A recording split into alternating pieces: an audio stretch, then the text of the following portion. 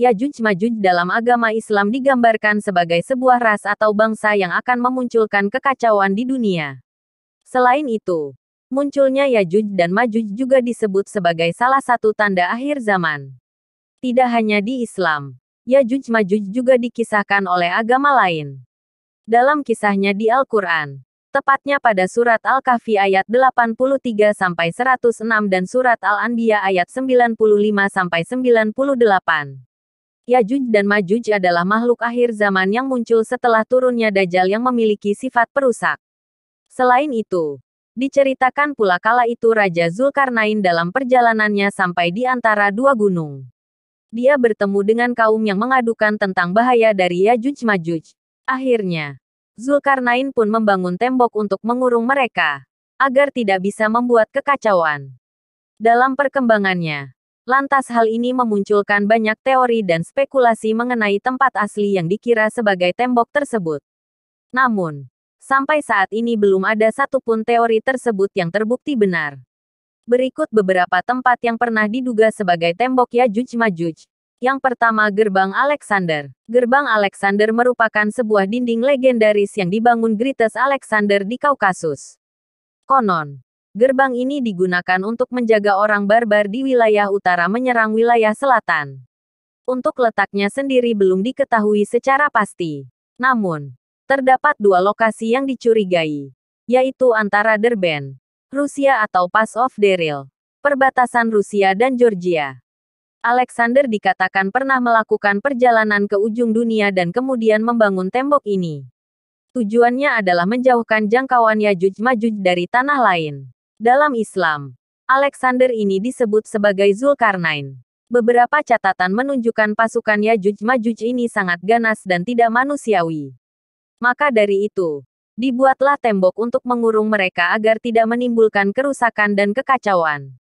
2. Tembok Besar Tiongkok. Tembok Besar China adalah serangkaian benteng yang dibangun untuk melindungi kawasan tersebut. Dinding ini membentang dari Liaodong di timur dan Danau Lob di barat. Sejak dulu, sebenarnya sudah cukup banyak teori yang mengatakan bahwa tembok besar ini adalah tempat Yajuj-Majuj dikurung. Namun, hal tersebut belum bisa dipastikan. Karena sesuai ajaran Islam, tembok Yajuj-Majuj ini berada di sisi timur dunia, sedangkan Great Wall China ada di sebelah utara dunia. Selain itu juga tembok besar Cina memiliki perbedaan dengan apa yang dijelaskan dalam Al-Quran. Tembok China dibuat dari susunan batu bata sementara tembok yang dibuat Zulkarnain adalah tembok yang terbuat dari tumpukan besi yang dicampur tembaga. Serta tembok China dibangun dari berbagai dinasti diantaranya Han dan Ming. 3. Kutub Utara atau Selatan. Dalam sebagian pandangan, Yajuj-Majuj dikurung dalam tembok yang terbuat dari besi dan tembaga. Selain itu, setiap harinya mereka berusaha untuk menggali untuk bisa keluar dari tembok tersebut. Dikutip dari Islamic Information, Kutub Utara atau Selatan menjadi salah satu tempat yang diduga menjadi tembok Yajuj-Majuj. Alasannya adalah setelah sekian lama, tidak menutup kemungkinan tembok itu tertutup pasir atau salju. Maka dari itu, Kutub Utara dan Selatan yang selalu diselimuti salju ini pernah diduga sebagai dinding yang mengurung Yajuj-Majuj. 4. Greater Kaukasus. Tempat lain yang pernah diduga menjadi tembok Yajuj-Majuj adalah Greater Kaukasus. Lokasi ini berada di antara kawasan Georgia bagian utara serta Rusia bagian selatan. Dikutip dari pemberitaan Sindonews, ada sebuah timbunan berupa dinding yang terbuat dari besi dan tembaga di pegunungan Kaukasus. Tempat ini terletak di kawasan sempit antara dua bukit Daryal. Tempat tersebut dikenal sebagai Daryl Pass yang memiliki tinggi mencapai 3,950 kaki dari permukaan laut.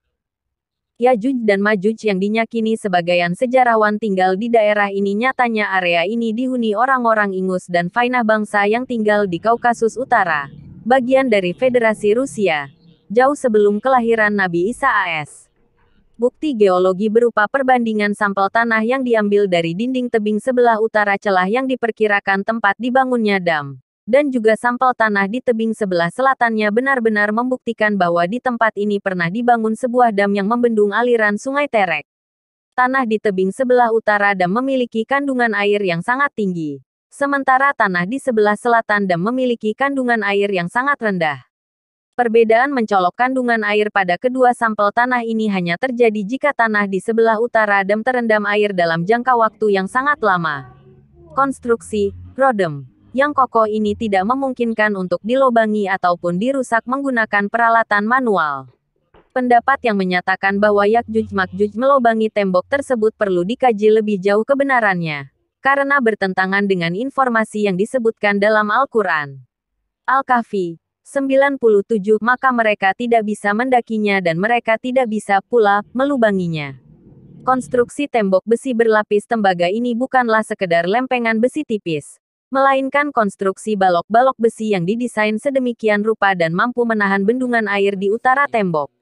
Ini adalah konstruksi sebuah dam yang tebal, kokoh, dan lumayan tinggi.